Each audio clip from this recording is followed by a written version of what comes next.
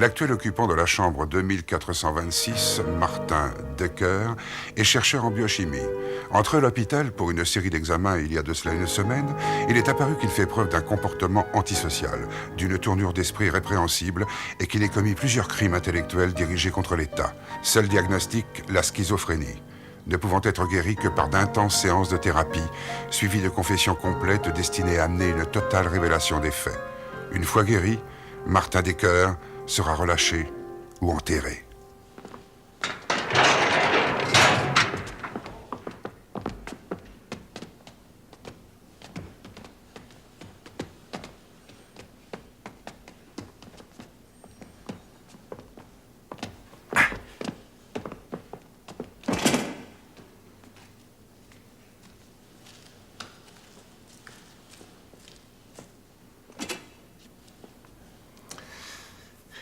Quelque chose me dit que votre thérapie est sur le point de porter ses fruits, cher monsieur.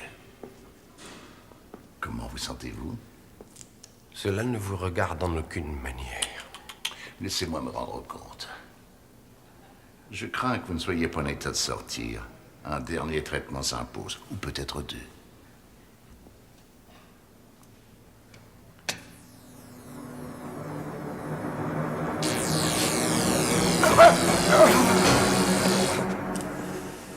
Vous nous épargneriez à tous tant de désagréments si vous nous disiez où se trouvent vos cahiers. Je ne comprends pas de quoi vous parlez. Quel dommage. Je crois que nous allons poursuivre les soins de notre patient.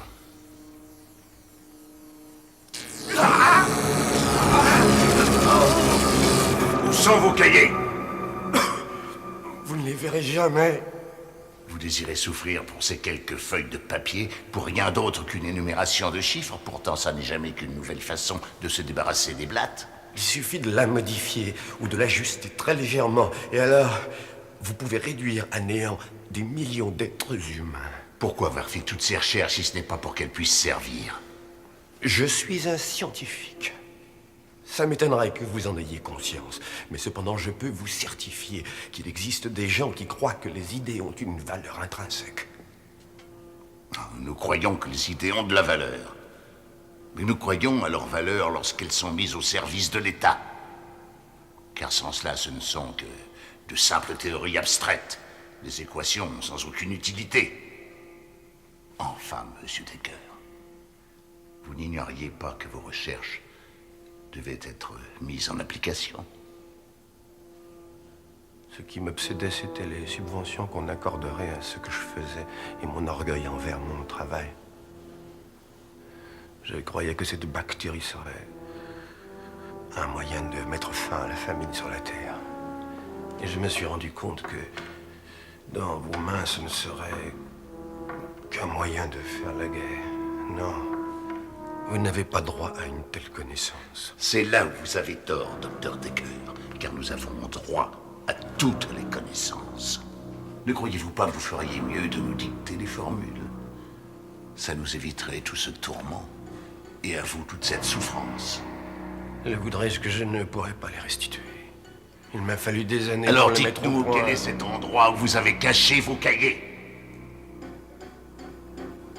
Il semble malheureusement qu'il est inutile de poursuivre cette discussion plus avant.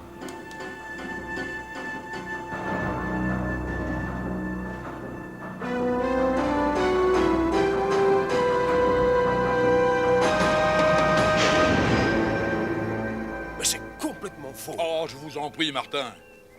Votre pragmatisme vous aveugle.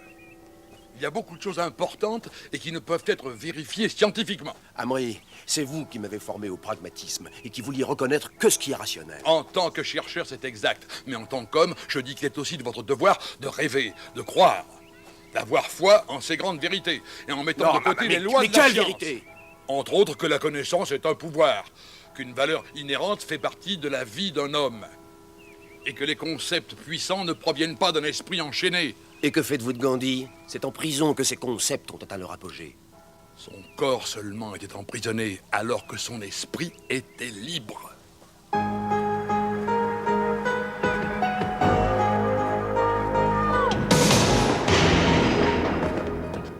Un camarade de jeu pour vous.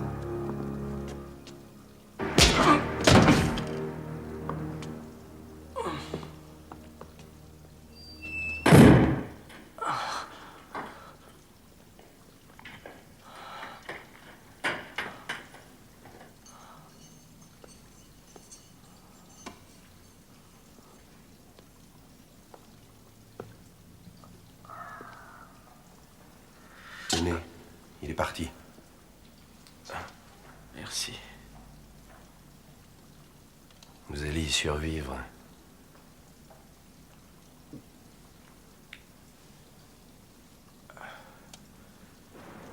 J'en voudrais encore. Non, il n'y en a plus. Jusqu'à demain. Comment? Vous m'avez donné ce qui restait. Oui, et n'attendez pas autre chose de moi. Vous êtes seul maintenant. J'étais loin de savoir à quel point ce serait dur. Et ça va empirer. Que vous vaut votre séjour ici? Vous avez couché avec la femme d'un bureaucrate. À présent, je regrette de ne pas y avoir pensé. Ça aurait été tellement plus simple. Seulement voilà, j'ai un faible pour le personnage de l'outsider. Celui qui affronte les méchants à lui tout seul. Un peu comme vous, en somme. Et que savez-vous de moi? Plus que vous ne croyez. En un sens, nous sommes frères. Vous n'êtes pas mon frère. Que pourriez-vous savoir à mon sujet?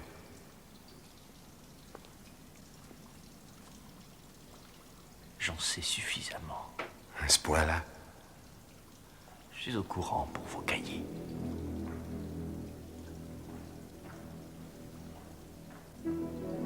Qui vous a envoyé? Des amis. Votre sacrifice n'est pas passé inaperçu. Vous avez des alliés qui pensent comme vous. Je dois vous aider à vous échapper. À m'échapper? Alors vous êtes fou. Les structures de sécurité de ce prétendu hôpital sont notoirement connues. On ne s'évade pas d'entre ces murs. Oui, les murs, bien entendu. Mais il y a d'autres moyens. Je peux vous aider à vous enfuir d'ici sans danger. Ah. Et comment allons-nous faire? Nous allons nous envoler? Votre scepticisme n'a rien de surprenant. Vous aurez du mal à l'admettre, mais j'ai exercé mon esprit dans des orientations différentes de la vôtre. J'ai la faculté d'aller où je désire. Il n'est pas de mur qui puisse me retenir. Je crois que le docteur Ostroff a dû abuser de son traitement sur vous. Oh, vous pouvez sourire. Mais la télétransportation est une réalité. La télétransportation. La télétransportation. C'est le résultat de divagations d'un individu excessivement perturbé avec qui j'ai la malchance d'être enfermé. Vous êtes fou, allié. Ça vous paraît ridicule? Oui, oui, en effet. C'est le terme le plus approprié à mon sens. Est-il donc si ridicule d'imaginer que l'on peut se déplacer par le pouvoir de la pensée? Alors qu'on se sert d'ores et déjà de rayons laser pour creuser des trous dans du granit ou détruire des satellites en plein ciel. Envoyer un faisceau laser d'un endroit à un autre est une chose très différente que de télétransporter de la matière. En êtes-vous si sûr?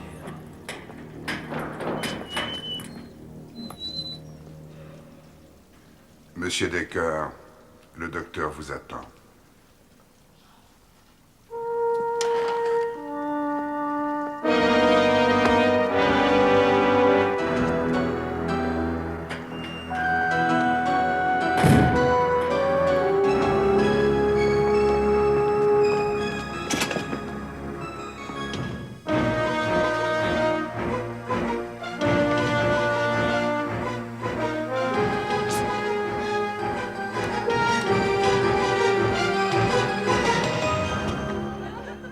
Ça, c'est étrange. Je n'arrive pas à croire qu'on est ici. Vous voyez comme c'est facile.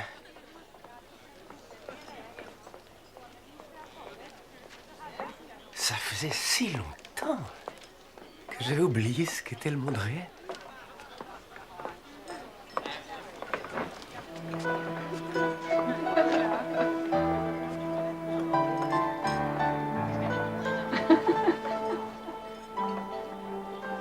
Et tout ce qu'il vous suffisait de faire, c'était d'avoir la foi. Où sont vos cahiers? Existe-t-il des copies de ces cahiers? Où se trouvent vos cahiers? Où les avez-vous cachés? Avez-vous fait des copies de ces cahiers? Donnez donc du volume. Où sont cachés vos cahiers? En avez-vous fait des copies? Parlez-moi de la fille. Elle était d'une beauté renversante. Elle se tenait assise à côté de moi. Je pouvais presque la toucher. Oh. Je préfère ne pas y repenser. C'est la drogue qui a dû générer tous ces rêves. Encore une astuce de ce bon docteur Ostrophe. Il faut pas qu'ils aient le dessus. Finissons notre partie d'échecs. Cela nous aidera peut-être à nous concentrer. Disons que je mets le fou en E4. Le fou prend le pion. Oui, le fou prend le pion. À vous de jouer. J'avance la tour du roi en A8, échec. Je vois. Le couloir. Alors le roi... Alors la dame... La dame... Je peux pas... Je n'arrive plus à visualiser l'échiquier.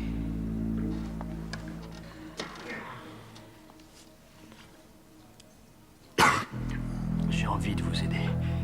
Mais je me demande si je tiendrai le coup très longtemps.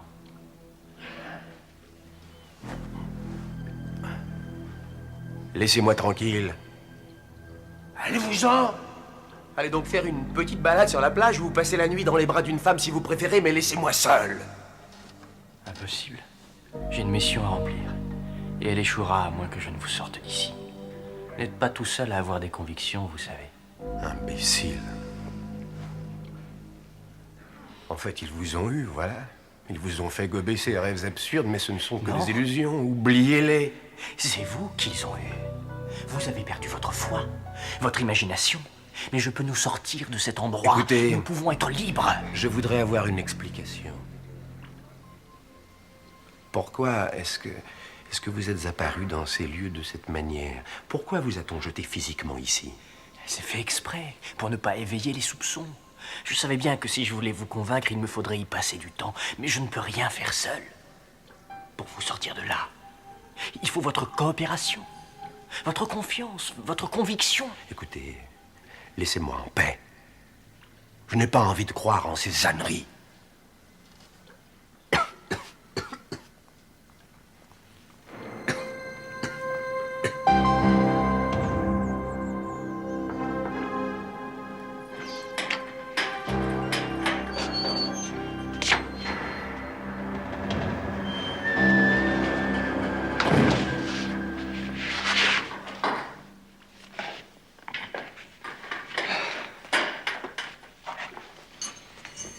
À quoi ça vous sert de souffrir comme ça?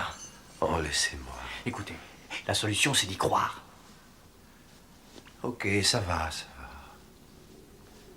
Bon, disons que pour le moment, je consens à croire. Comment arrivez-vous à transcender la matière? À la vérité, c'est d'une simplicité désarmante. Il faut absolument vous convaincre que vous êtes ailleurs et vous y serez. Je serai ailleurs. Si vous le croyez vraiment.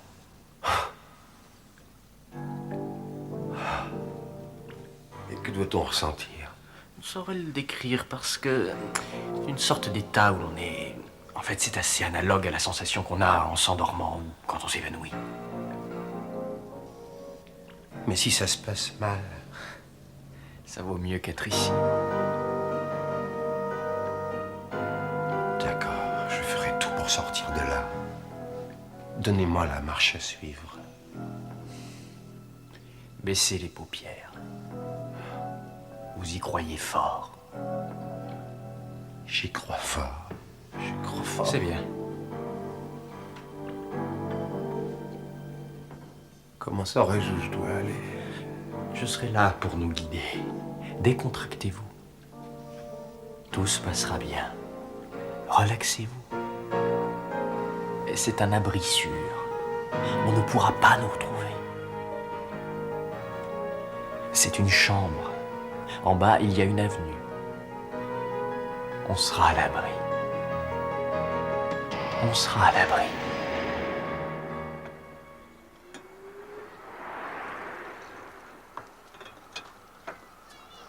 Une tasse de thé?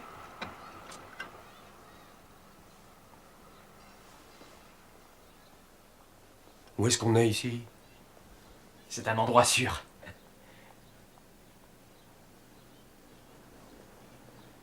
Ah, non! Ne faites pas ça. Il ne faut pas prendre le risque qu'on vous voie à la fenêtre. Il n'y a plus de vie en jeu que seulement la vôtre. Venez vous asseoir. Nous boirons du thé. Ah, la première fois, on est toujours un peu désorienté. Aïe! Mais pourquoi vous avez fait ça? Je voulais m'assurer que ce n'était pas un rêve. Convaincu? Je ne peux pas croire que ça ait marché. On est sorti. Mais comment est-ce possible? Il doit y avoir une explication à ce phénomène. Cela relève certainement d'une permutation biomécanique de l'énergie. Comment faites-vous? Vous l'avez fait. Oui, je l'ai fait. Mais comment? Vous l'apprendrez. Asseyez-vous. Il y a plus important à faire. Rien ne peut être plus important qu'une découverte scientifique de cette valeur. Si vos cahiers, nous devons les faire disparaître. Tout juste, il faut que j'aille les prendre. Non, non. C'est beaucoup trop risqué. Il fait grand jour au dehors. Bon, je vais attendre la nuit. Non, c'est urgent. Dites-moi où ils sont et j'irai les prendre. C'est trop important pour être confié à un autre. Imaginez que quelqu'un d'autre vous voie. Oh, moi je ne suis pratiquement rien en fait. Je n'ai pas d'envergure. Mais vous aussi, vous constituez une menace. À l'heure qu'il est, votre portrait est affiché partout. Le moindre flic connaît votre visage. Je comprends. Très bien. Donnez-moi un stylo.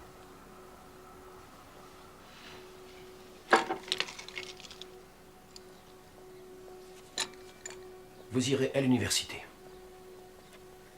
Dans cette salle qui dépend du département de biochimie. Derrière la chaise, il y a une sorte de panneau factice. C'est là que sont mes cahiers.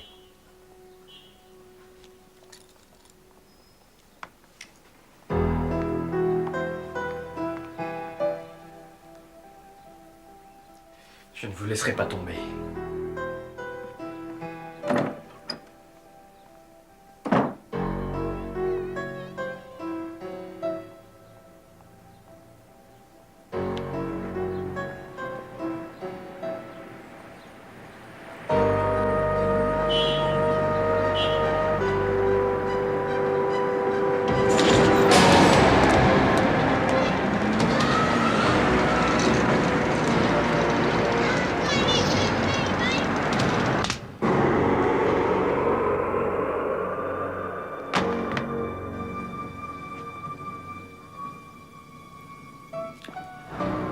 Bien joué.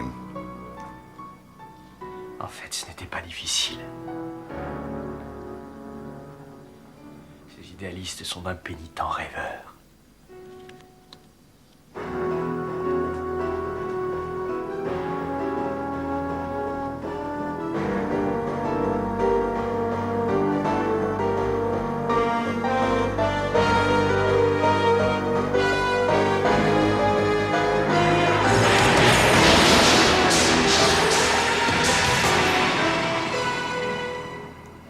Il est parti.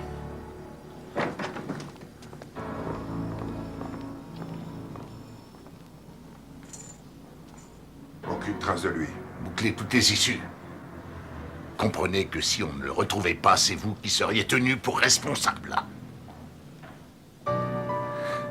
Mais c'était un artifice. Il ne peut pas avoir fait ça.